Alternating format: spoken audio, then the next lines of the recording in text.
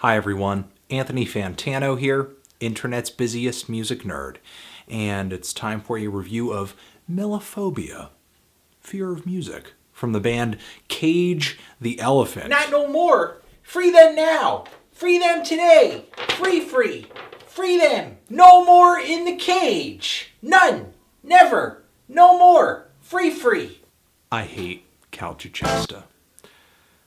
Cage the Elephant is an alternative rock band, and with the release of Melophobia, they are on their third full-length LP. And truthfully, I have not really been a huge fan of their previous output. Mostly because when I listen to their stuff, I just don't really feel like I'm missing out on anything. Sure, it seems like Cage the Elephant is into some really good modern bands like the Hives, the Vines, White Stripes, of course the Pixies, maybe a little bit of underground or left field post-hardcore like Future of the Left or McCluskey. But I just think some songs of theirs, like Ain't No Rest for the Wicked, are just unbearably corny, like on this level of like Kid Rock, Whitey Ford sings the blues, sort of cringe-worthy songwriting, but with a sort of snide indie rock vocal. It's just that there's this really underwhelming sense of ambiguity that I feel like runs through their first two albums, where when I'm done listening to them, I just feel like, who is this band? What is their sound? What is their direction? What are they doing?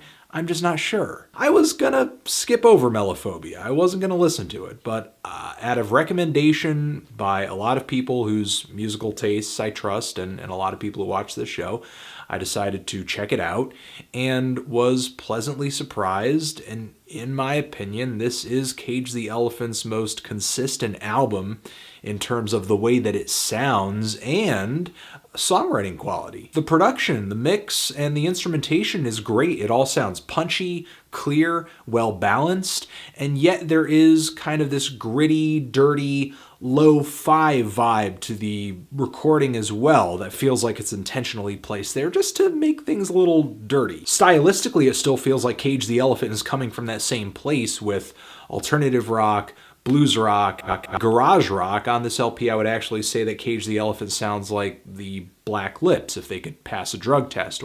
Matt Schultz's vocals are still really over the top, whimpering, maybe some people would say whining, and I wouldn't exactly say that his lyrics have evolved into pure 14-karat nuggets of gold, but I don't think there's a single song on this LP where he comes off as obnoxious or unlistenable or just generally unenjoyable. I think the most unenjoyable vocal on this entire LP actually comes from Alison Mosshart, who at the end of the song, It's Just Forever, is sort of displaying the definition of overacting while singing. And there are a lot of songs on here that I think are great. The LP kicks off really well with the song Spiderhead.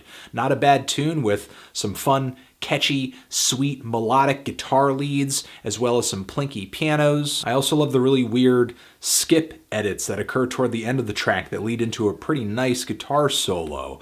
I think maybe the weakest link in the chain is the lyrics, talking about spiders in your head, in your mind, she took your eyes, but you're not blind, not exactly Shakespearean, and not exactly going so far into absurdity that it's like, huh. But it is kind of a breath of fresh air to not be cringing at the lyrics in the way that I have on previous Cage the Elephant releases. Come a Little Closer, another track on here that's not too bad, the lead single from this album, an explosive song that when I first heard it, didn't really think too much of it, but it really has grown on me since. The song has these really subdued verses that are pretty short, feel a little surf rock influence to an extent. Matt Schultz is really downplaying his vocal in a big way, and then when the song explodes on the chorus with these multiple layers of instrumentation, and what I like so much is that we have this lo-fi vibe here, and yet the song seems so huge and seems so epic and layered.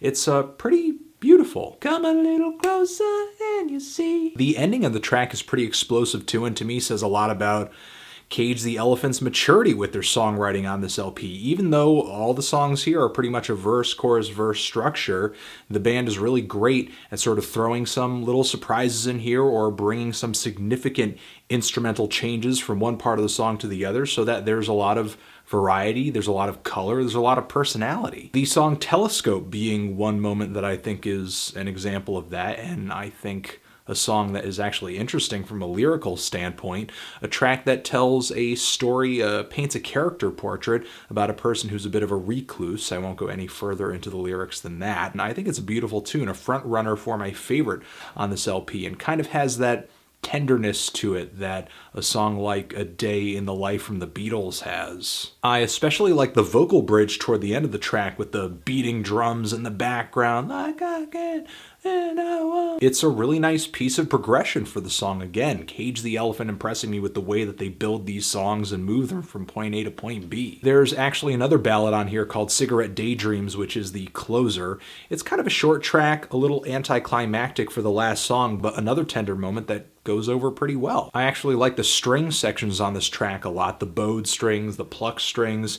I think all over, track for track for track, these songs have a really nice layer of subtlety that previous Cage the Elephant albums just lack. And this subtlety even carries on through to the more aggressive and hard-hitting and catchy songs. Like the song Halo, which has these multiple instrumental shifts throughout with these downstroke guitars on the chorus and some pianos through the verses.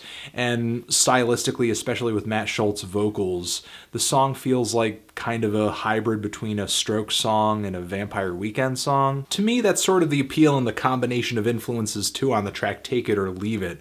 Not two tracks on this LP that are favorites of mine, maybe because of where they're coming from is a little too obvious, but I guess they're pretty successful at bringing that straightforward rock and roll swagger of a band like the Strokes, but also that sort of boyish charm that Vampire Weekend has. There are more surprising moments on this LP though, like the track Black Widow, which is this hard-rocking, sultry horn-backed tune that is about seduction, and Matt Schultz is singing all over this track with a really goofy, weird falsetto. I'm an animal, and I'm losing control. And then there's the track Teeth, which I think is another favorite of mine on here. Not only the most authentically wild song I've ever heard from Cage the Elephant, but actually a weird song for just about any band these days. A track that starts off with this really wild, cacophonous rock instrumentation that to me feels like coming from that post-hardcore background a little bit, eventually progressing the track into this really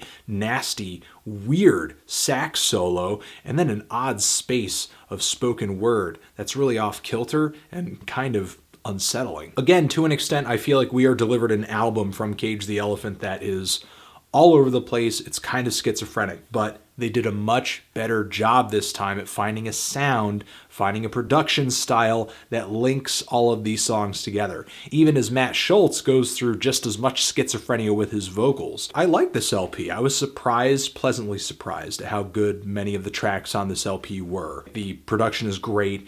The performance and the execution of the instrumentation on this album as well is raw. It feels really in the moment. It feels alive and it feels natural. The melodies are solid.